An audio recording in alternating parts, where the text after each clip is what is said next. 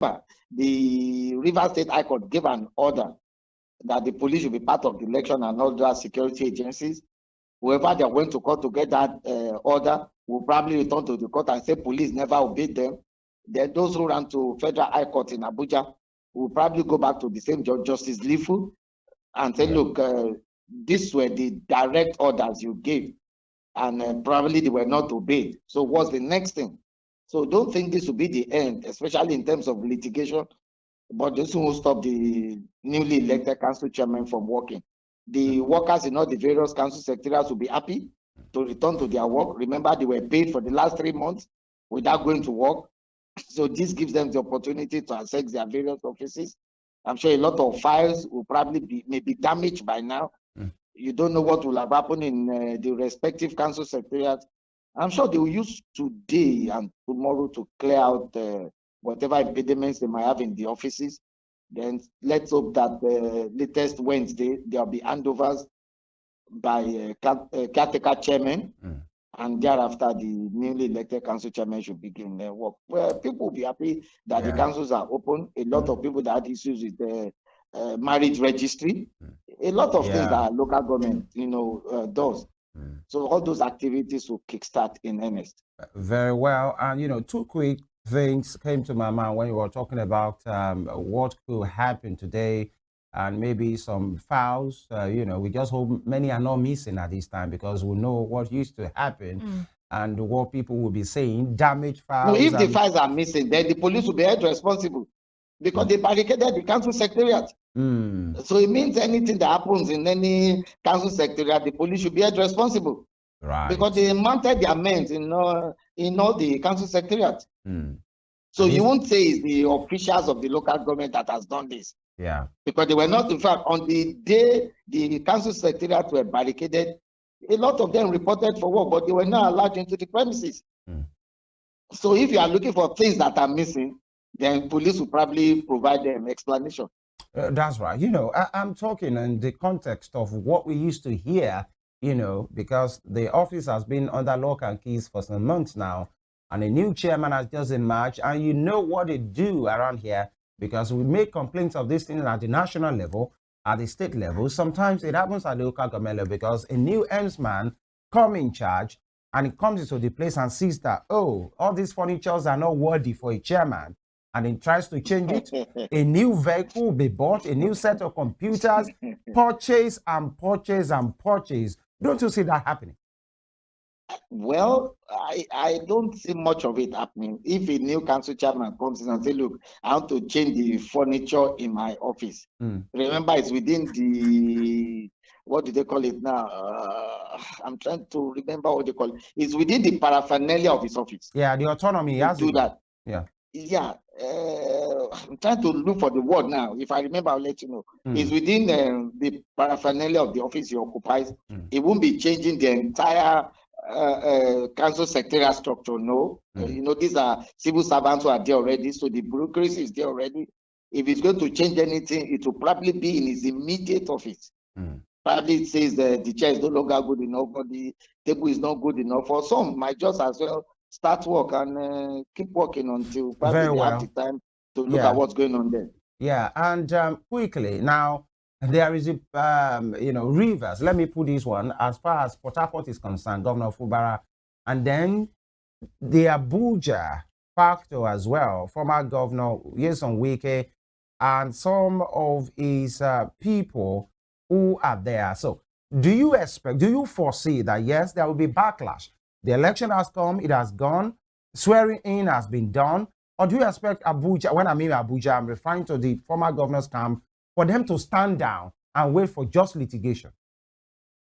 Well, the governor made an allegation yesterday during the swearing that he was aware that there was this mobilization by the camp of the former governor to mobilize 20 persons per ward and storm the various council secretariats to make sure that nothing happens there. As at this morning, I've not seen any of such protests. I do not know whether it will take place this morning or later in the day, or what would happen. The Rivers State Police Command, in its statement, did clearly state that they were vacating the council secretariat, but that if there's any need for them to return, they will definitely return to protect lives and property. So I do not know whether those allegations made by the governor will be true. If it is true, then it means that you expect that there will be another round of protests at the various gates of all the council secretariat. If that happens, the police will return. That is for sure.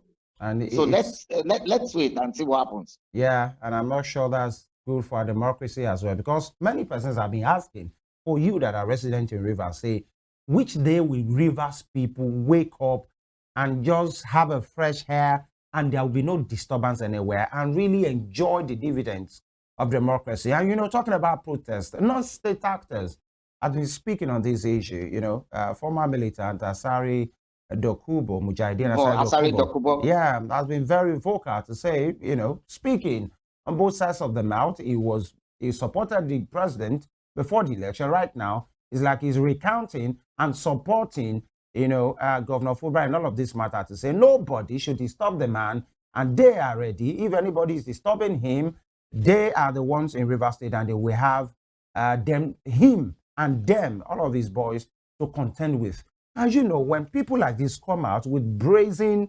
audacity to dare the state or the police or anybody or the politicians that because we are the ones supporting the governor, nothing should happen to the governor, what does that do to the psyche of the people? Because many persons are saying, what the Rivers people, is it just Rivers and then the synonym is always violent?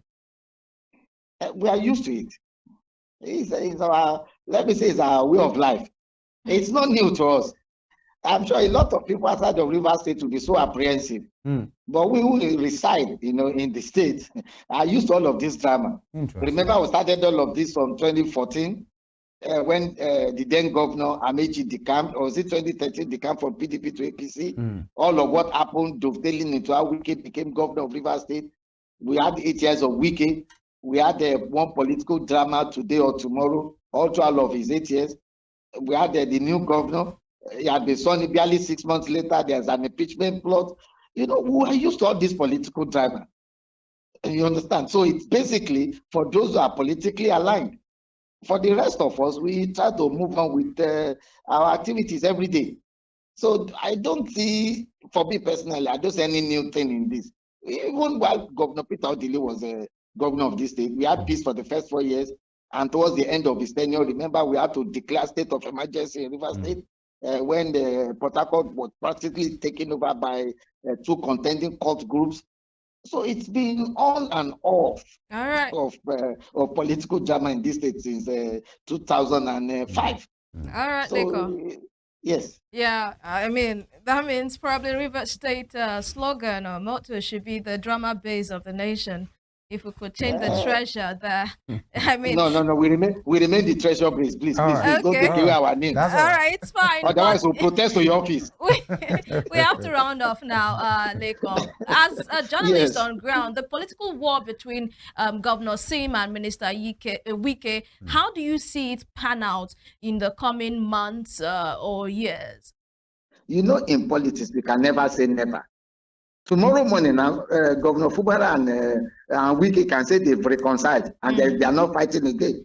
It's difficult to predict politicians. All right. Like they always say, 1 minute is like a day in politics. This minute they are quarreling. The next minute they have reconciled and said, look, it's a family affair and nobody should put their mouth again. Difficult to predict, I must say. All right, Olalekan Ige, thank you so much for coming on board on our show this morning, and we wish you and the entire people of Rivers State well. Well, thank you so much, and I wish you people fantastic days ahead in Osun State. All right. That's the conversation with a journalist based in Rivers State, Olalekan Ige, giving us an overview of what happened the weekend, talking about the local government polls in Rivers State. He was able to give us first-hand information on what went down in some of this local government and polling units. That will be all this morning for Morning Spring. We'll make a return tomorrow for another interesting time. Until then, have for yourself an amazing day. My name is Evelyn Ohiolei. My name is Femi Ojo. Thank you for staying with us. You can have a recap of this program on our YouTube channel at Western Spring TV. God bless Nigeria. Bye.